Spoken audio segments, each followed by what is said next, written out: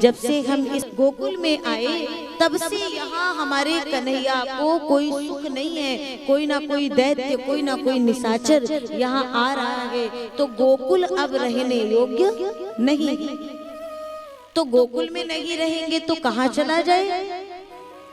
तो घनानंद जी ने कहा यहीं से कुछ दूर पर एक वन है जिसका नाम है वृंदावन, तुलसी का वन है।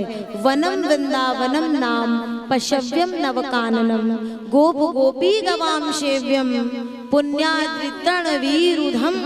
बोलिए वृंदावन धाम की। जिस समय वृंदावन पहुंचे ना तो वृंदावन में कोई घर नहीं है। कई दिनों तक सबने अपनी अपनी वो बैलगाड़ियों में ही निवास रखा। तो इतनी क्या आवश्यकता थी? बोले केवल और केवल अपने प्रिय कृष्ण के लिए, कि भगवान को कष्ट ना हो, इसलिए वहां उन्हें रहने में, वहां भी भक्तों को कोई परेशानी नहीं थी, सुख पूर्वक निवास कर रहे हैं। एक दिन कन्हैया माँ से कहते, माँ अब मैं बड़ा हो गया हूँ तो मुझे जरा एक अनुमति मिलनी चाहिए। कौन सी अनुमति? गौचारण की अनुमति। मैया ने देखा तो मैया कहती है अभी इतना बड़ा नहीं हुआ है कि गैया चरावे के लिए मैं तुझे भेज दूं। हाँ, दाऊ गैयाओं को ले जाएगा और तुम बछड़ान को ले जा सकते हो। तो मैया ने जैसे ही आज्ञा दी, अगली सुबह, अगली प्रातः से कृष्ण जाने को तैयार हैं। मैया ने कहा तब तक मैं रात्रि में तेरे लिए जूतियां बना देती हूँ। अच्छा, किस लिए? गाय लेके, बछड़ा लेके जाएगा तो वन में, जंगल में कहीं कोई कांटा ना चुभ जाए तेरे सुकोमल चरणों में। तो बोले काम करना मैया, मेरे लिए बना रही है तो मेरी गैया मैया के लिए भी बना देना, मेरे बछड़ान के लिए भी बना देना। बोले कैसी बात करे, गैया भी कहीं जूती पहने है क्या? बोले क्यों? जब गैया मैया नहीं पहनेगी तो मैं क्यों पहनूंगा, और मुझे कांटा लगेगा तो उसे भी कांटा लग सकता है। तो सोचो मैया उसे कितनी पीड़ा होगी। ये प्रेम है कृष्ण का गौ माता के प्रति। गवाम चरणम धूलिम तू सर्व पाप प्रणाशनम। गौ माता के चरणों के खुर से उड़ करके यदि धूल आपके मस्तक पर लग जाए तो समझ लेना आपके जीवन के समस्त पातकों पापों का नाश हो गया। इसलिए जीवन में कृष्ण कथा सुन रहे हो, कहने वाले को भी और सुनने वाले को भी गौ सेवा अवश्य करनी चाहिए। जितना हो सके प्रत्यक्ष अप्रत्यक्ष रूप में अवश्य करो। इसलिए भगवान की कथा करो और भगवान की कथा सुनाओ और सुनो तो इस बात को रखो कि जो भगवान ने किया वही हमें करना है। मतलब जो उन्होंने आज्ञा दी है उसी आज्ञा पर हमें चलना है, उनके आदेशों पर, उनके निर्देशों पर चलना है।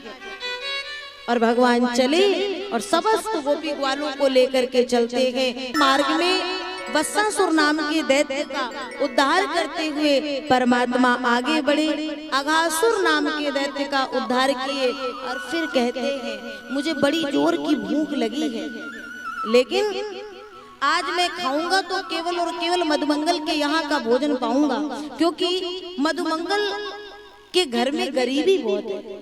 और उस गरीबी के कारण मधुमंगल के माता पिता ने अपने लाल को कृष्ण के पास रखा है कि कृष्ण के पास रहेंगे तो मेरे लाल भूखे नहीं रहेंगे। और आज उसी मधुमंगल से कुछ मांगा तो मधुमंगल दौड़ करके घर में पहुंचा और माँ से कुछ कहता है, माँ कुछ चाहिए। कन्हैया ने बड़ी सभा में मेरा इतना सत्कार किया तो माँ ने कहा, लाल घर की गरीबी के बारे में तो तुझे पता ही है। 3 दिन पहले किसी के यहाँ से कड़ी आई थी तो वो कड़ी रखी है, अगर पाने योग्य हो तो ले जा। कड़ी को लिए और लेकर के चल तो दिए, लेकिन जब कड़ी की जो सुगंध है ना वो इतनी खट्टी है कि मधुमंगल का मन भी खट्टा हो रहा है।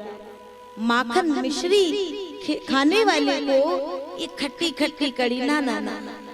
वृक्ष की ओट में दूर खड़े होकर के देखा, कन्हैया का मुखमंडल देख करके कहा, नहीं नहीं नहीं, झूठ बोल दूंगा, एक सांस में सब पी गया। श्री दामा ने देखा, अरे अरे कन्हैया, मधुमंगल कुछ लाया था और जो लाया था वो स्वयं पान कर गया। कन्हैया दौड़ के गए और बोले क्यों? बोले प्रभु कुछ था ही नहीं घर पर। बोले सच बोल रहे हो? हाँ। मधुमंगल चरणों में गिरा और पूरी बात बताई। सरकार ये खट्टी खट्टी कड़ी थी, आपको देखने के बाद तो मेरे चरण आगे बढ़ ही नहीं पाए। तो भगवान ने कहा मेरा पेट जितने में भर जाए उतनी कड़ी अभी भी बची है। मधुमंगल के मुख में कड़ी लगी थी, भगवान ने वो मुख में लगी कड़ी को चाट चाट करके खा लिया, पा लिया। सरकार ग्वाल बालों ने सबने अंक में भर लिया। और कहते हैं इसीलिए देखो तो जरा ये प्रेम विधाता ब्रह्मा ने देखा तो कहते ओहो इतना भूखा, इतना भूखा मेरा भगवान नहीं हो सकता। ये नारायण है ही नहीं, जो किसी के मुख में लगा इस प्रकार से जूठा खा ले, वो भगवान कैसे हो सकता है? तो भगवान ने कहा हम लोग इधर बातों में लगे हैं, उधर बछड़ा कहाँ गए देखो तो जरा। सबने देखा तो दूर दूर तक बछड़ा कहीं नजर नहीं आया। और फिर पलट करके भगवान ने देखा श्री दामा, मधुमंगल, मनसुखा गायब।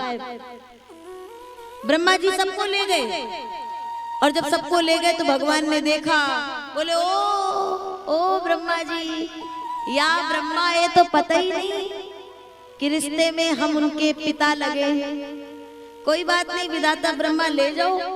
1 वर्ष तक वैसे ही बछड़ा और वैसे ही ग्वाल बाल भगवान ने बनाए।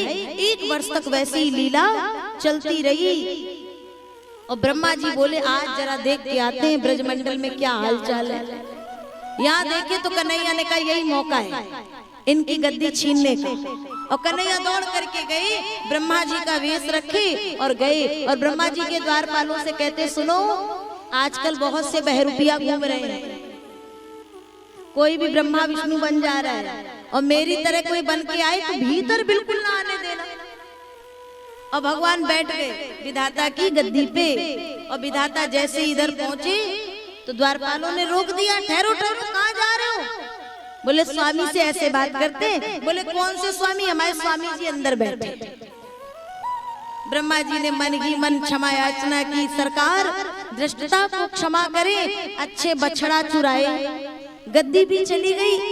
और जब पूर्ण रूपेण ब्रह्मा जी के हृदय से वो संशयात्मक बुद्धि हटी तो भगवान ने उनकी गद्दी उनको पुनः वापस करी। ग्वाल वालों को लग रहा है वो सो करके जागे हैं और मैया से जाकर के कह रहे हैं मैया आज तेरे लाला ने इतनो बड़ो सो अघासुर राक्षस मार्यो। और कन्हैया हंसे काहे कि अघासुर मार्यो 1 वर्ष पहले और राई सब उतर रो 1 वर्ष बाद। इस तरीके से भगवान ये लीलाएं कर रहे हैं। और फिर प्रभु और बड़े होते हैं, गेंद के खेल के बहाने से कालिया का मान मर्दन करके यमुना के जल को पावन पवित्र करते हैं।